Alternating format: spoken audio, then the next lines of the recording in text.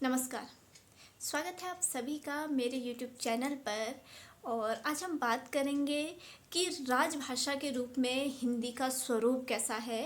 हिंदी को राजभाषा के रूप में कब स्थान दिया गया, इसका वर्तमान स्वरूप क्या है और इसकी जो शब्दावली है वो किस प्रकार की है। ये सारी बातों पर हम विस्तार पूर्वक यहाँ पर आज बात करेंगे।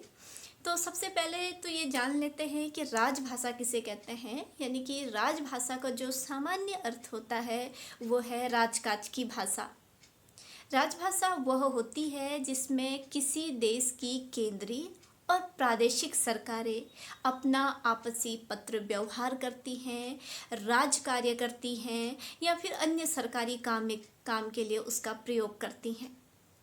इस दृष्टिकोण से अगर हम देखते हैं तो भारतीय संविधान में या भारतीय संविधान की 8वीं अनुसूची में 22 भाषाओं को राजभाषा की स्वीकृति दी गई है।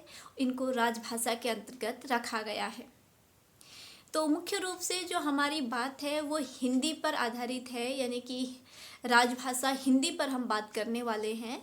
तो इसके लिए हम सबसे पहले राजभाषा हिंदी के स्वरूप पर बात करेंगे और इसके स्वरूप पर बात करते हुए मैं थोड़ा सा पीछे जाना पड़ेगा। यानी कि जब स्वतंत्रता से पूर्व जो ब्रिटिश शासन था हमारे देश में, अंग्रेज़ों का जो शासन था, तो उसमें जो सारे कामकाज थे, सरकारी जितने भी क्रियाकलाप होते थे, जितने भी कामकाज होते थे, वो अंग्रेजी में होता था।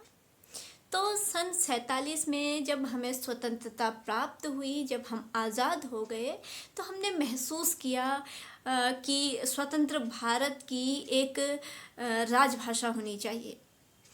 एक ऐसी राजभाषा जिसमें प्रशासनिक तौर पर पूरा देश जुड़ा रह सके और भारत वर्ष के विचारों की अभिव्यक्ति करने वाली जो संपर्क भाषा है हिंदी, उसे ही राजभाषा के रूप में देखा जाने लगा।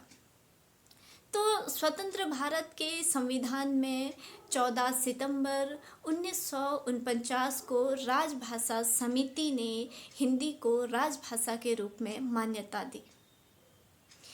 संविधान सभा के अंतर्गत हिंदी को राजभाषा घोषित करने का जो प्रस्ताव था, वो प्रस्ताव दक्षिण भारतीय नेता गोपाल स्वामी अयंगर ने दिया था। ये आप याद रखिएगा कि जो संविधान सभा के अंतर्गत जो हिंदी है उसको राजभाषा बनाने का प्रस्ताव किसने रखा था, तो वो एक दक्षिण भारतीय नेता थे जिनका नाम है गोपाल स्वामी अयंगर।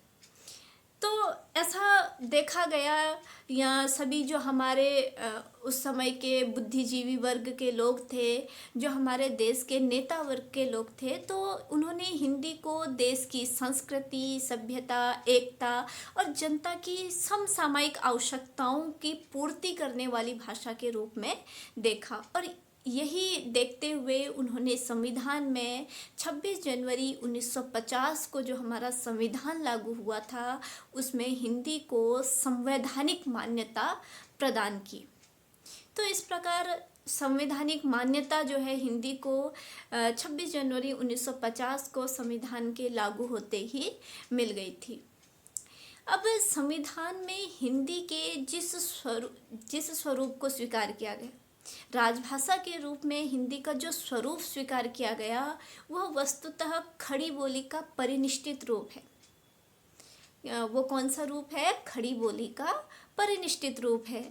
जहाँ तक भाषा के स्वरूप का प्रश्न है कि इसका जो स्वरूप है वो किस प्रकार का है, तो इसके संबंध में संविधान में स्पष्ट रूप से ये कहा गया कि जो राजभाषा हिंदी है, इसकी जो शब्दावली है ये मूलतः संस्कृत से ली जाएगी और गौणतः इसमें भारतीय भाषाओं सहित जो अन्य भाषाएं हैं, जो अन्य विदेशी भाषाएं हैं, उनके प्रचलित शब्दों को भी अंगीकार किया जा सकेगा। तो कुल मिलाकर जो हमारी राजभाषा हिंदी है वो क्या है, खड़ी बोली का जो परिनिष्ठित रूप है वो है, और उसके अंतर्गत क्या है, संस्कृत के जो शब्द जो है मूलतः संस्कृत के शब्द उसके अंतर्गत हैं, और इसके अलावा जो है अन्य भारतीय भाषाओं, विदेशी भाषाओं को भी इसके अंतर्गत स्थान दिया गया है, उनके शब्दों को इसके अंतर्गत स्थान दिया गया है। तो उसके बावजूद जो है, जो राजभाषा की शब्दावली है, जैसे आप लोगों ने सुनी होंगी अधिसूचना, निर्देश, अधिनियम, आकस्मिक अवकाश, अनुदान, ये आदि जो शब्दावली से देख करके हम सहज ही अनुमान लगा सकते हैं कि इसकी एक अलग ही प्रयुक्ति है।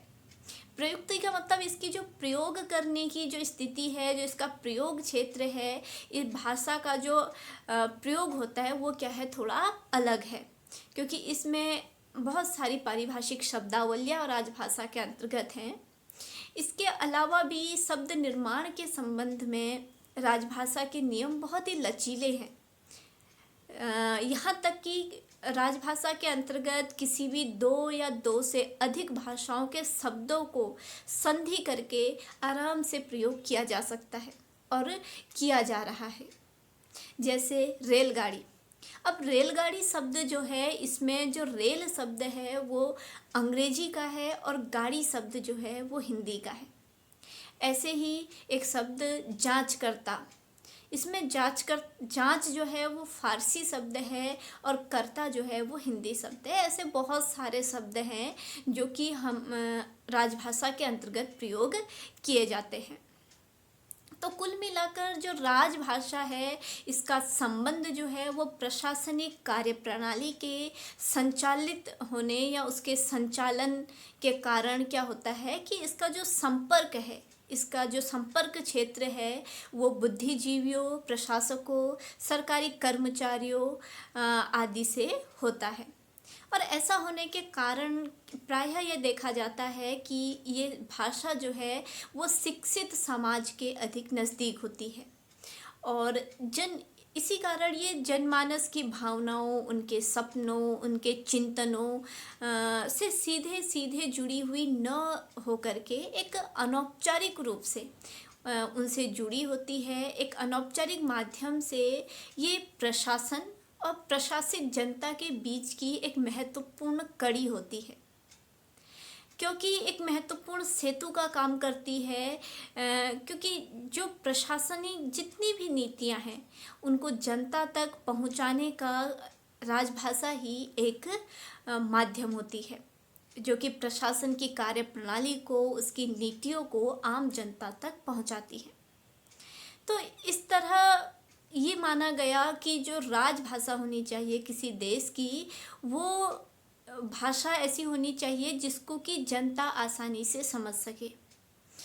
यानी कि प्रशासन और जनता के बीच को, खाई को पाटने के लिए एक ऐसी भाषा को राजभाषा बनाया जाना चाहिए जो कि आम जनता जिसे भली भांति परिचित हो। तो हमारे देश में 22 भाषाओं को राजभाषा के अंतर्गत रखा गया, और अधिकांश क्षेत्रों में यानी कि हिंदी भाषी क्षेत्र जो है भारत में अन्य भाषाओं से अधिक है, तो इसलिए एक अधिकांश क्षेत्र में, एक बड़े भूभाग में जो है हिंदी जो है राजकाज के भाषा बनी हुई है। इसके अलावा अंग्रेजी जो है वो राजभाषा के रूप में कार्य में लाई जाती है, और जो हमारी 22 भाषाएं हैं वो भाषाएं भी अलग अलग राज्यों में, अलग अलग क्षेत्रों में जहाँ उनकी बहुलता होती है वहाँ राजकाज के भाषा के रूप में प्रयोग में लाई जाती है। तो यहाँ पर हमने हिंदी की जो संवैधानिक स्वरूप है उसको स्पष्ट किया।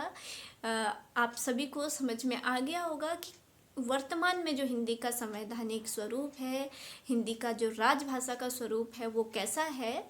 और अब हम आगे के वीडियोस में ये पढ़ेंगे कि जो राजभाषा की संवैधानिक स्थिति है, यानी कि ये संविधान में किस अनुच्छेद के अंतर्गत हिंदी के बारे में बात की गई है, या फिर संविधान में जो राजभाषाएं हैं उसमें किस भाषा के लिए क्या क्या निर्देश दिए गए हैं, इन सारे प्रावधानों की हम आगे बात करेंगे।